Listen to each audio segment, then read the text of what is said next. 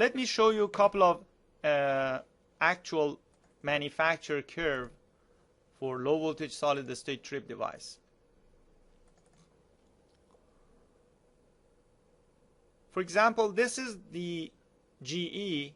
If you take a look here, this is my long time pickup. Started from this one, this one, this one. You have different type of long time pickup setting available.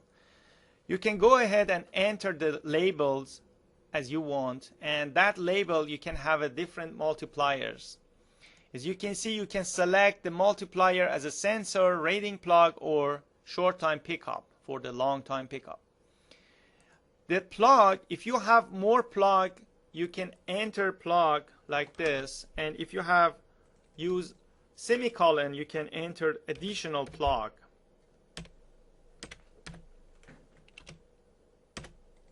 So in that case, the sensor 100 can accept these plugs. I just put some typical number. Okay. So if I select multiplier as a rating plug, that means this 0.4 is going to times by my rating plug. Okay. If you put sensor as a multiplier, means this value is going to multiply by this numbers. And then there is a concept of the tolerance. You can enter the positive tolerance or negative tolerance. As you can see here, you can make this vertical line as a wide or thin line here. In order to read the tolerance, you need to take a look to the manufacturer curve. Here, for example, in this case, the main value is 1, and the tolerance I can see is plus minus 10% because it goes to 0.9 and 1.1. So in this case, if I'm going to model this, I have to put minus 10% for tolerance and plus 10% for maximum tolerance. The next thing is long time band. The long time band basically is specify this area, this slope shape on my curve. Okay. When I change my long time band, I can shift my band up and down. Okay. I can add my long time band as a discrete, so I can add more bands like this, or I can add as a continuous. I can say the maximum clearing started from 1 goes to 10, and the minimum clearing the lowest is going to be, for example, 0.5 to 20. Okay, and you need to specify the steps. The steps can be, you have to take a look to the manufacturer curve to see what is the steps. If you put 0.10, it's going to increment by 0.1 steps. And then the next thing is the slope. The slope of this line by default sometimes is -2, but if it has a more slope, you can increase or you can enter your own value for the slope. How do we calculate the slope?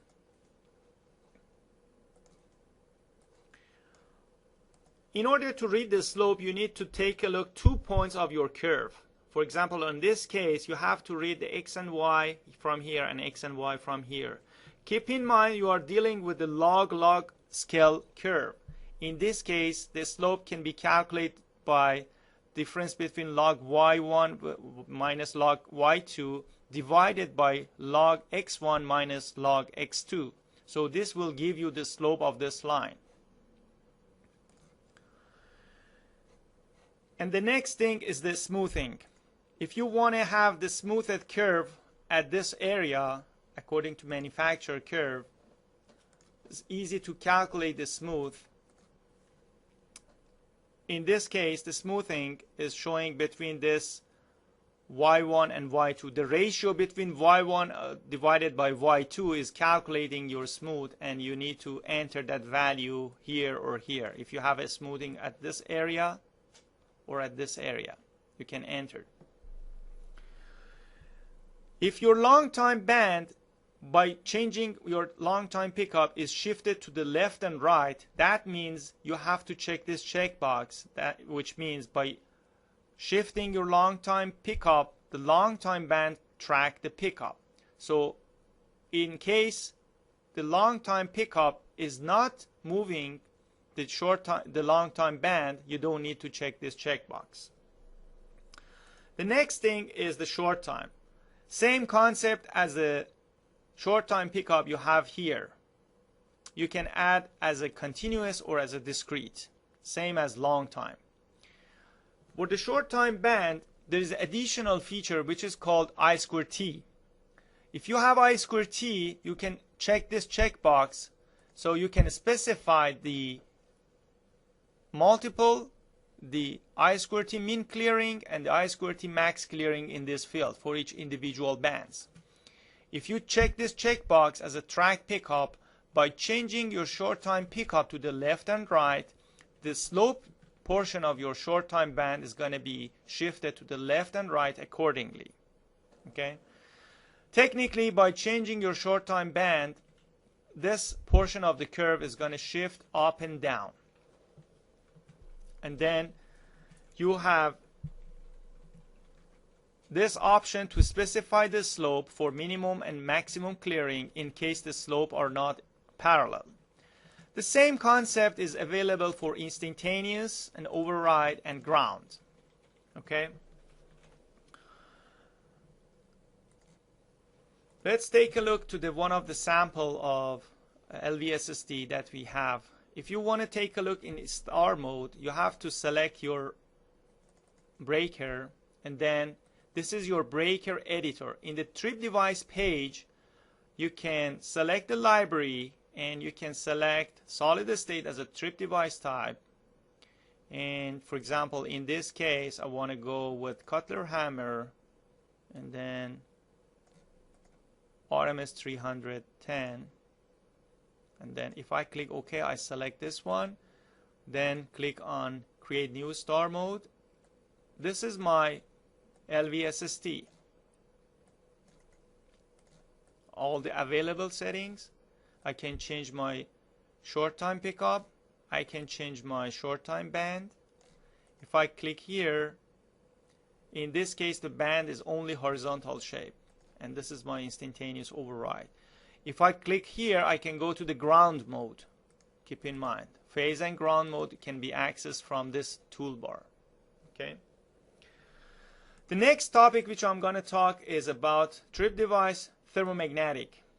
Same concept, manufacturer, model, and then if you click on the parameter, you can see the thermal and magnetic sections. Okay.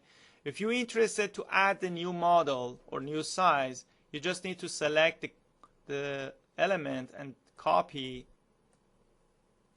add, and paste. So you can see this model is available for you. You can modify this number TMID as you want, new TMID, and then you can specify the actual amp. And in fact, in the thermomagnetic trip device, you have a minimum melting and you have a maximum total clearing curve right this way. You can specify by points. You have to read these points from the manufacturer curve. If you take a look to the sample of manufacturer curve, TM is look like this one. Okay, so this portion and this portion can be specified here in the thermal, and the magnetic section you can specify as a fixed, adjustable, as a continuous adjustable, or discrete. You can specify the low setting, the high setting, and the band section, which is this one, you can select as a slope. If the band is horizontal shape, you don't need to put the slope or put the slope 0. And if the band is curvature, you can select the points and click this area. You can specify the clearing section with the additional points to cover this area.